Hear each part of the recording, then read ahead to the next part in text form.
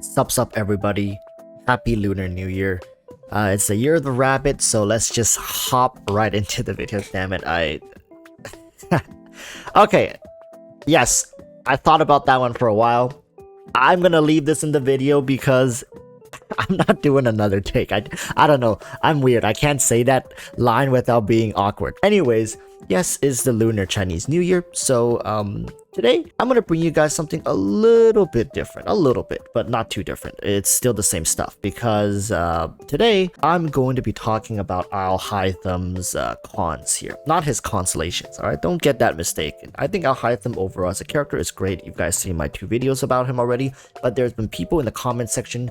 I mean, they're not like disagreeing with me, but they're just saying, well, it's not really truthful to a character when you just gloss over all his flaws, right? Like, oh, like it makes him look like the best thing that's ever. You call him the golden standard, being like, okay, buddy. And people, of course, jump the gun and saying like, oh, there's no way he's the golden standard. But, you know, again, they're kind of missing the point of the video. I'm saying not all characters need to be broken to be the standard. A good standard for characters is a character like Alhaitham, have multiple reactions he can take advantage of, can use all aspects of his kit, not too overly broken, but not really weak and underwhelming, doesn't really have over reliance on certain pay to win aspects. He has great C0 capabilities as well as free to play options, so I think he's a great character overall, right? But of course no character is perfect. So today we're going to be talking about his cons. Also, if you guys are watching this, I don't know, within 12-13 hours of the video going live, I should be going live today, but due to the Lunar New Year,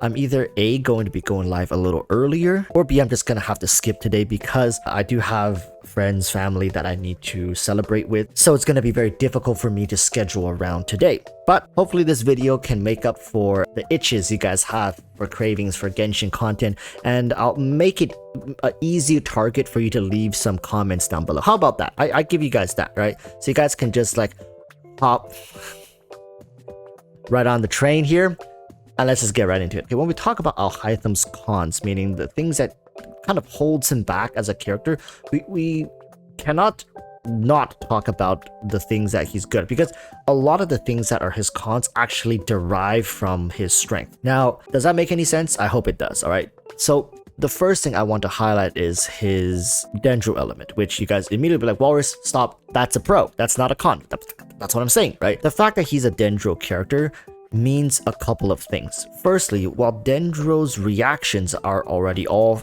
pretty much on the table and accessible to use, the characters that you can select from are still far and few in between. There are still archetypes of characters that are just not fully fleshed out. Case in point, being a Dendro healer. Stop. It would be like, oh, Yao Yao is out. Well, Yao Yao is like the 4-star. There's going to be a 5-star Dendro healer. I mean, we're at this point anticipating it's going to be Baiju, and that, man, might be the last piece of the puzzle to the Dendro whole meta stuff, and may be the final character being released prior to Fontaine. So he might be the Yelan, the Kazuha of Sumeru, meaning he's going to be released a patch before Fontaine drops, and he's going to be a completely, utterly busted, broken-ass unit. I don't know what the hell he's gonna do, but he's gonna be a healer. He's likely gonna be a Dendro applicator. He might be an alternative to some Nahida teams, making sure that Nahida now can be peeled away forcefully from some team comps, because right now Nahida is carrying the entire Sumeru meta on her shoulders, right? Like, for no wonder she is so tiny. The little girl is shouldering an entire nation's burdens, and when it comes to Alhaitham, no exception. And that's where I want to start. The Dendro element, while you guys might think reaction-wise it's mature, yes it is, but versatility-wise, you know, they have a ways to go. And being a Dendro element carry actually means that you are either a Hyper Bloom or Spread character for the most part. With Nilou, you can play Super Bloom, and of course there's Burgeon and Burning in the future, but you know, let's not talk about and speculate that far into the future. Those are all just theories for now. And it's certainly possible to play Alhaitham without Nahida. Now, a lot of people would comment down below. It's like, oh, Walrus, you know, you can play Alhaitham without Nahida. You can play him with Dendro MC. You can play him with Yao Yao. There are plenty of options available. Yes, but to reach his full potential, you need Nahida. Can we agree on that? Like, let's just find some common ground and go from there, right? to get one of his best in slot teams at the very least, you need Nahida, because Nahida's burst can channel so much EM back into him, and that EM just can't be ignored. It just simply cannot be ignored, right? So if we can agree on that, is it truthful of us to tell other players then, like, oh, you can pick up Alhaitham, he functions fine without Nahida, but at the same time, that means you don't get access to his best in slot teams, right? You are basically playing the character in a somewhat incomplete form. Now, I think most of you watching the video right now likely do have Nahida. It's just maybe 10-15% of you guys watching don't. Either you started later, right, by the time you started playing, she wasn't around anymore, or you made the active decision to skip her because you don't want to channel yourself into the whole Dendro stuff, which, if you're that player, you likely aren't that interested in Alhaitham to begin with. But it stands to be argued here that the fact that Alhaitham is a Dendro unit act as like a double-edged sword. The strength, of course, is with the great scaling of Dendro reactions, but the con is because the element has yet to be completely fleshed out with multiple options of characters, unlike Hydro characters, Cryo characters, even Pyro.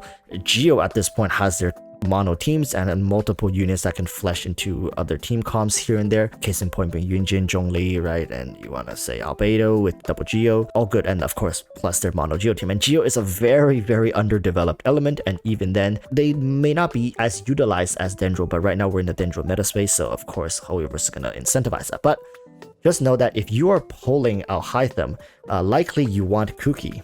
Ideally, you want Nahida. Without Kuki, you do still have workaround, but then you would likely need someone like Kokomi or Barbara.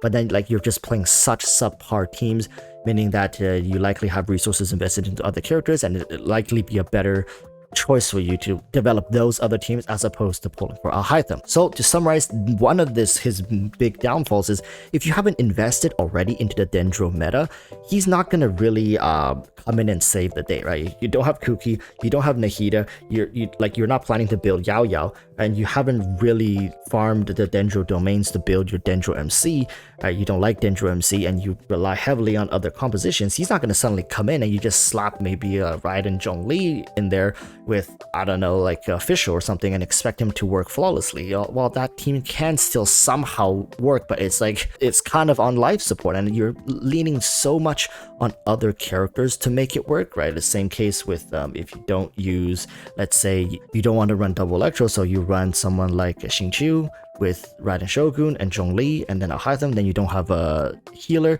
but then you thought, oh, but I have Zhongli, right? Zhongli will keep me safe. Yeah, in most scenarios, you should be fine. There are definitely situations where you want someone in the healer position and flex out the rest of your roles to be assisting damage and application for Alhaitham. In fact, that's how ideally this character is played. Zhongli being on your team really isn't advised for the most part, and if you don't have someone like Kuki, you're going to be either using Fischl or Raiden Shogun, and these characters are also heavily sought after in some other teams, or you can say Beidou, right? Beidou can replace Zhongli as a shielder, but then she's a pseudo shooter. A plethora of problems starts arising if you haven't invested into the Dendro meta. So that's one of the biggest problems when it comes to Alhaitham. Another question people have been just asking me over and over again is, Walrus, how's Alhaitham compared to Hu Tao? I've gotten at least like 10 DMs and I've seen multiple comments in my last 2 videos ask about this question, and it's a valid question. Not so much in the fact that you're comparing directly their merits, but the fact that you're weighing your primo gems against the option of Alhaitham versus Hu Tao, since Hu Tao is coming up next and they're both like on-field DPS, although Alhaitham more of a Dendro driver, Hu Tao's more closer akin to a Pyro hyper carry. But nonetheless, right now, which one is better, right? I get it. And really, I was trying to show you guys this by using my C0 Alhaitham with his, like not even his weapon, his Jade Cutter. However, the Genshin RNG has blessed me with the C1 Alhaitham. I swear to you, I did not wail for it. I was building Dehya. The more I say it, the more upsetting it gets. I was building Dehya Pity. And my rule of thumb is I always build between 30 and 40 Pity, because if I get a 5-star before 30 and 40 summons, I consider that a win, right? I consider that a win. I'll take the free 5-star, but once it passes 30-40, if I get a 5-star, it starts getting a little risky.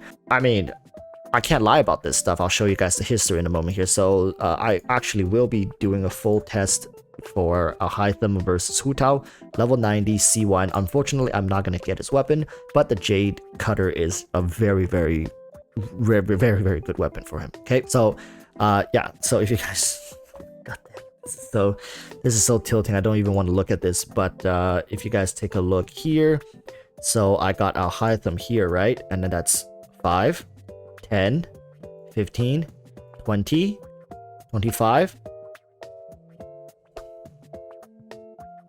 You know, like, suffering from success. It's more content for you guys, so yeah, expect that video to come out a proper C1 semi R1. I know it's not completely fair, to be honest with you guys. Hu Tao likely still does have the advantage in this direct comparison, but it's resource wise it's a much more fair comparison, right? So yeah, just to tell you guys on the surface right now, I think Alhaitham overall is a great unit. His biggest major downside is just a double-edged sword of him being a Dendro unit, right? Just don't blindly jump into this character expecting him to work out like how I've said in previous videos, because I've never really highlighted how important it is to have developed the roster to build around him, as opposed to just getting him and throwing him with like a bunch of ragtag units. While that can work if you are, let's say, a newer player, you'll still blast through content. But then again, you'll blast through content with any character in the game realistically if you build them correctly. You don't need Alhaitham. But it's such a waste for you to invest into a DPS character when you can't even reach his ceiling. Now, speaking of ceiling, here's another thing I want to mention, is that this character is extremely demanding on your rotations, especially at C0. With C1, you can get away with having very lazy and lackluster rotations because his elemental skill would come back much faster. But for the vast majority of you guys playing him at C0, likely with a free-to-play weapon, right, the amount of damage, his ceiling, is limited by the fact of whether or not you have a Nahida, right? If you don't have a Nahida, I mean, it's very rough, because if you don't play him with another Dendro character running Deepwoods, and he himself has to run Deepwoods, and if you do that, his ceiling takes another hit. So it's just that a lot of people will argue that Alhaitham, when played perfectly rotation-wise, the perfect team synergy-wise, likely will rival even characters such as Hu Tao in DPS, maybe over a more extended period of time. But if given the perfect DPS window that Hu Tao is akin to, meaning that the infusion period of Hu Tao, I find it very difficult that Alhaitham is going to challenge her in that specific DPS period. But when you play Alhaitham, you can actually have an extended DPS rotation, where then DPS is measured as damage per second, and let's say a 20-second window, Hu Tao likely will fall off because she'll do damage for, let's say, 10 seconds, was it, or something? That's her infusion duration, and then she has downtime, right? Whereas Alhaitham can continue to do damage all the way up to, let's say, 18 seconds, which he just does more damage more consistently. But let's say if you just measure the 10 seconds, then of course Hu Tao's gonna win. That's kind of what I mean. So and that's in a scenario where you have all the characters that's prepped up for Alhaitham. So he's actually not that easy of a character to play and master. If you don't play characters like Keqing, and I keep saying Keqing, Tartaglia Keqing mixed together is kind of like what Alhaitham is. He's very punishing if you don't know his rotations, if you don't know how his kit works, and you just try to wing it, random BS go. I know there's a meme being like, well, that's a skill issue, and this really is a skill issue. If your C0 Alhaitham isn't rotating through his abilities and bursts properly, it's probably a skill issue, and that's where a lot of people will falter, being like, oh, I don't like this character, he's so restrictive, he's so limiting, he forces me to play this, you know, really annoying rotation that I just don't enjoy. I don't like, you know, plunge attack, charge attack. I want to spam more normal attacks, and then it just runs out and it forces me to swap or use his burst, and it just, I don't feel free when playing this character. I mean, ask Tartaglia mains, right? That's the trade-off here, and that can really throw people off. If you're trying to get on this character, you should really look at some gameplay and learn the rotations before pulling him, and play him more in the testing grounds, and actually like extend it out, play it through multiple times, because I'm gonna guarantee you that there will be buyer's remorse for Alhaitham, and more so it's not because he's not strong, but it's just gonna be people find him really annoying to play. That's it. right? I think these are his two main glaring issues. Apart from that, I think everything is going pretty strong for him. This is the video that you guys wanted, and yeah, maybe I should have included all this in the previous videos, but as you guys can see, when I start talking, I have to like kind of flesh everything out, making sure everything is clear for people who are watching, because there's a lot of you watching where English is not your first language. So if you guys who are native speakers got the point early and just feels that I'm rambling too much, just understand that there's other people who don't get the message that early, that easily, okay? But yeah, again, happy Lunar New Year, and I'll see you guys maybe today in live stream, but very likely not. So then I'll see you guys tomorrow. Expect a Hu Tao Alhaitham video soon-ish, maybe next week, Wednesday, maybe Saturday, because I have to get this man to level 90 and get his talents up as well. 666 so far.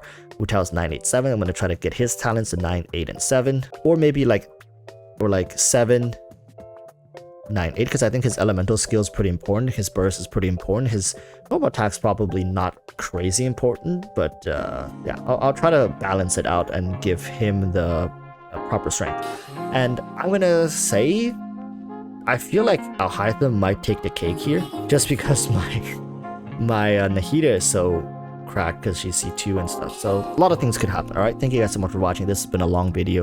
Till next time, Joe, to stay safe. Peace, peace. Bye.